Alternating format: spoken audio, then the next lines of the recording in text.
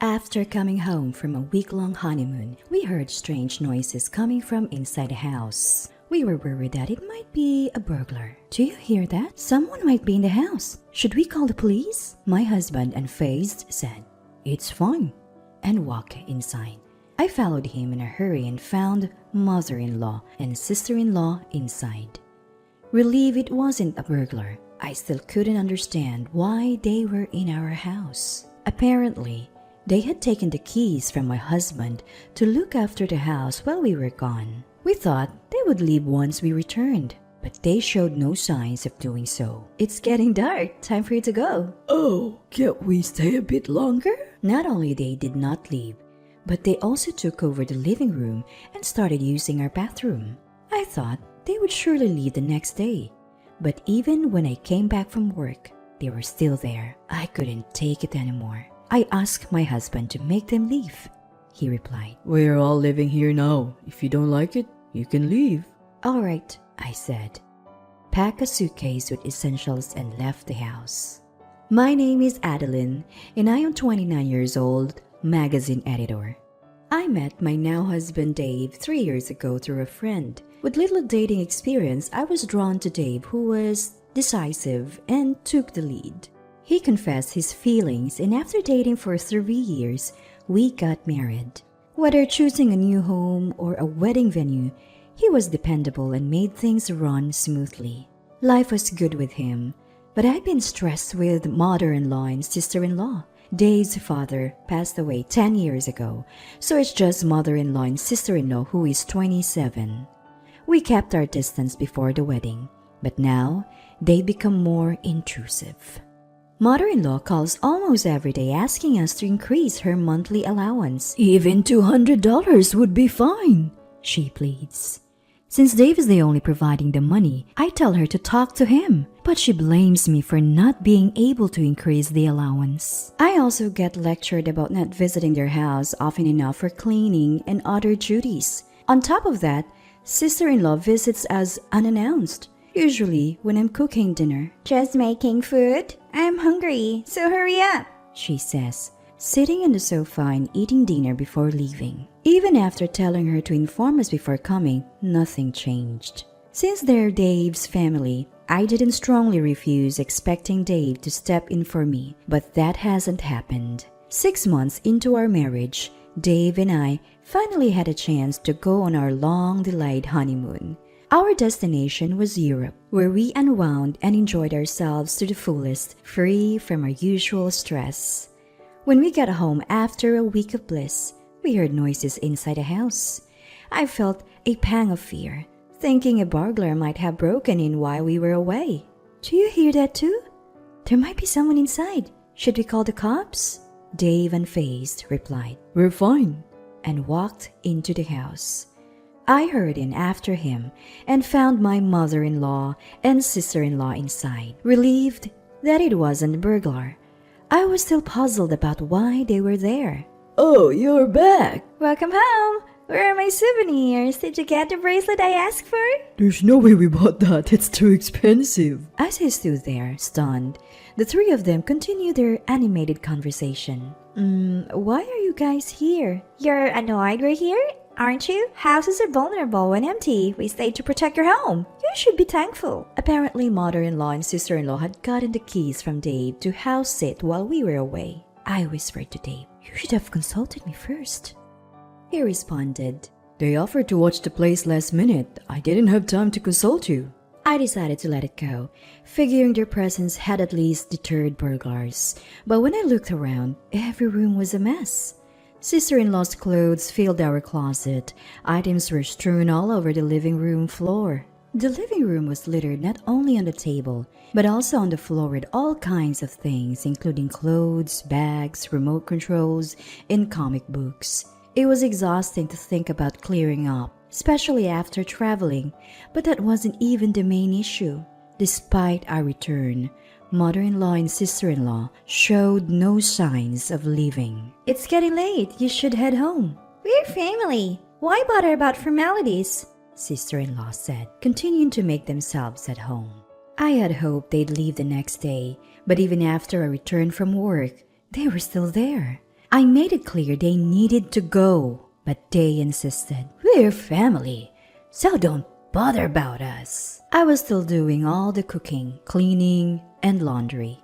So, Dave and I decided we have to ask them to leave when he got home. While cleaning the rooms, I noticed one of my perfumes was missing. It was a limited edition perfume that is not available now and cost over $300, so it was something I used to cherish little by little. In a rush, I asked my mother-in-law, and she had no idea about the perfume. When I confronted my sister-in-law, she said, Oh, I have that. And pulled the perfume out of her bag, but almost none of it was left. I had been saving it, and at least 60% was supposed to be left. It smells good, doesn't it? My friend said so too, so I lent it to them. She said it so casually without any remorse that I finally lost my temper.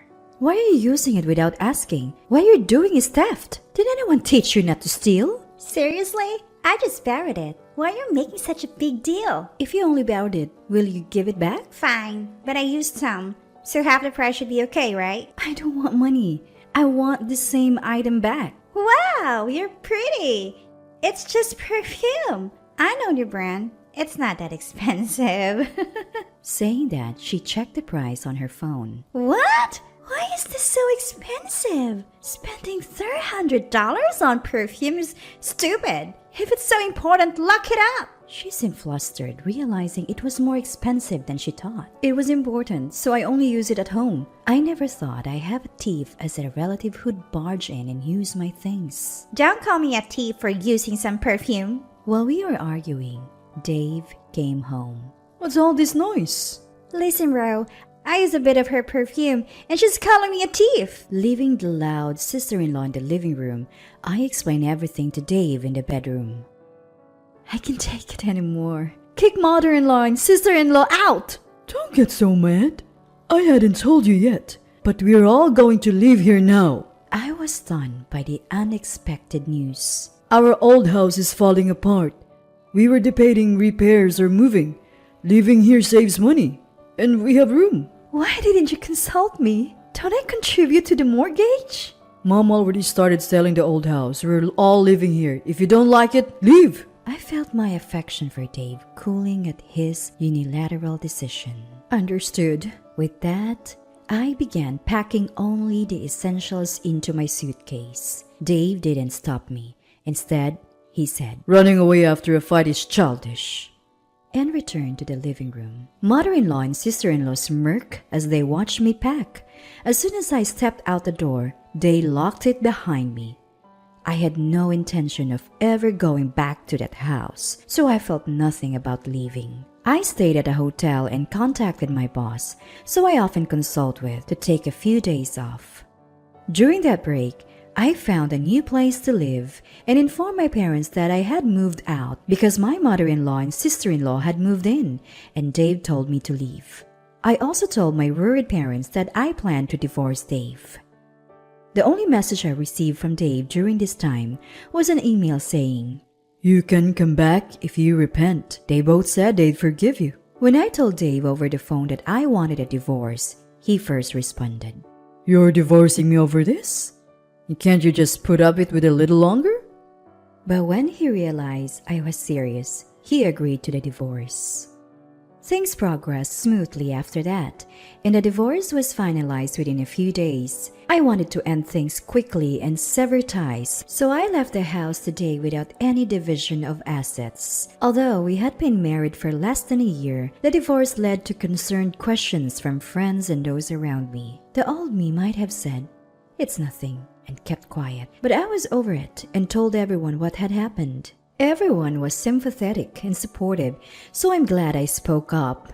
Living alone now, I no longer have to spend time on household chores and can focus more on work. I came up with 3 times the usual number of projects and even offered support to those who were struggling. Though my boss was concerned for me, I was grateful to throw myself into work, as being alone would bring back painful memories and make me wonder if I was also at fault. About 5 months after the divorce, Dave called. I had left most of my belongings at the house, so I thought the call might be about disposing of them and answered. At first, he asked things like, What are you doing now? And are you living alone? avoiding the main topic. Although Dave is the kind of person who gets grumpy if you don't get to the point, I had to bring it up because time was precious. Why didn't you call?